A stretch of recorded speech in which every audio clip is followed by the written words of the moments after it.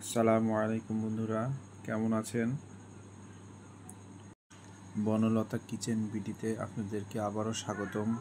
আজকে আপনাদের মাঝে নিয়ে আসব তালের ভাপা পিঠা। অনেকে তাল পছন্দ করেন না, কিন্তু যারা তাল পছন্দ করেন না এইভাবে তালের ভাপা পিঠা করে খাবেন, অনেক মজা পাবেন। তালের ভাপা পিঠা করার জন্য এখানে নিয়ে নিয়েছি 1 কাপ চাউলের গুঁড়া এবং 1 কাপ গুঁড়া দুধ। তারপরে দিয়ে দিলাম 1 চামচ বেকিং পাউডার। এবার দেব বেকিং সোডা। এবার 1 কাপ পরিমাণে চিনি দিয়ে দিলাম।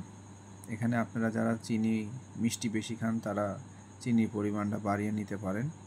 এবার সবগুলো উপকরণ হাত দিয়ে ভালো করে মিক্সড করে নেব। আমাদের মিক্সড করা প্রায় কমপ্লিট হয়ে গেছে। এখন মেন উপকরণ তাল দিয়ে দিব। তালটা আমরা আগেই সুন্দর করে প্রসেসিং করে রেখেছি। তালটা দিয়ে দিলাম, এবার সুন্দর করে আলতোভাবে নেড়ে চেড়ে নিব। এই মজাদার রান্নাটা শিখতে হলে আপনারা পুরো ভিডিওটা দেখবেন, স্কিপ করে দেখবেন না। এরপরে দিয়ে দেব সামান্য পরিমাণে পানি, দিয়ে আবারও নেড়ে চেড়ে নিব। যারা এই মুহূর্তে আমাদের ভিডিওটা দেখছেন তারা অবশ্যই সাবস্ক্রাইব করে এবং বেল আইকনটা বাজিয়ে দেবেন এবং কমেন্টে জানাবেন রান্নাটা কেমন হয়েছে। আর যারা সাবস্ক্রাইব করেছেন তাদেরকে অসংখ্য ধন্যবাদ। আমাদের ভাপা পিঠা করার জন্য ময়দাটা তৈরি হয়ে গেছে।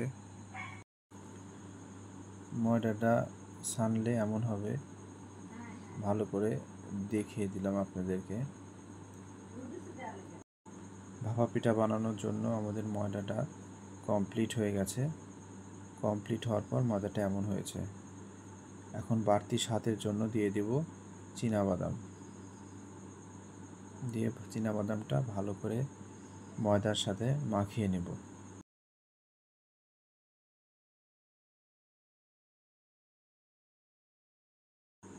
পিঠার যে ডোটা ওটা আমাদের তৈরি হয়ে গেছে।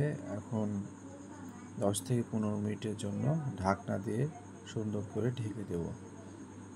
পিঠা তৈরি করার জন্য এখানে আমরা ছোট একটি বাটি নিয়েছি। বাটিটাতে প্রথমত তেল মাখিয়ে নেব।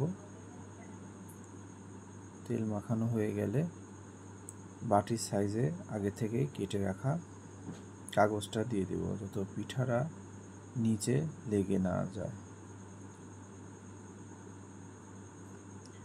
এটা আপনারা ভাপা পিঠাও বলতে পারেন, আবার তালের কেকও বলতে পারেন। ভাপা পিঠা তৈরি করার জন্য এখানে আমরা 3টা বাটি নিয়ে নিয়েছি। এখন 3টা বাটিতে সমপরিমাণ করে আমরা পিঠার ডোটা দিয়ে দিব। উপর দিয়ে দেখতে যত সুন্দর হয় এবং খেতে যত স্বাদ হয়, উপর দিয়ে আমরা চীনাবাদাম দিয়ে সুন্দর করে সাজিয়ে নেব। এই যে সাজানোর পরে এমন হয়েছে।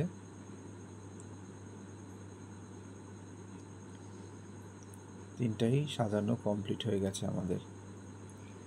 আমার ভিডিওটা দেখে অবশ্যই বন্ধুরা একটি লাইক দিবেন এবং কমেন্টে জানিয়ে দিবেন রান্নাটা কেমন হয়েছে। তাহলে আমাদের রান্না কয়রার ভিতর পানি নিয়ে একটি স্ট্যান্ড বসে নিয়েছি, বলক উঠেছে। এখন একটি প্লেট দিয়ে দিব উপর দিয়ে এবং তার উপরে দিয়ে দিব বাটিগুলো।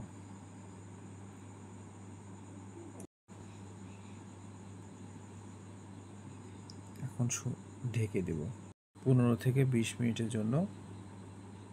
কেকটা হওয়ার জন্য ঢেকে দেব। আমাদের ভাপা পিঠা কিংবা কেক যেটাই বলেন তৈরি হয়ে গেছে। এখন কাঠি দিয়ে দেখে নিলাম।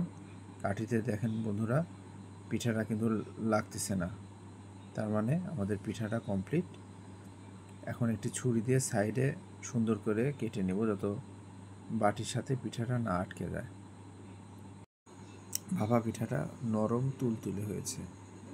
এখন নিচের কাগজটা তুলে দেব। আমাদের 3টা পিঠাই খুব সুন্দর করে হয়ে গেছে। আপনারা চটজলদি এভাবে রান্না করে নাস্তার আকারেও এই পিঠাটা খেতে পারেন। যারা তাল পছন্দ করে না তারা ইনশাল্লাহ এভাবে রান্না করে দিলে মজা করে খাবে। আল্লাহ হাফেজ।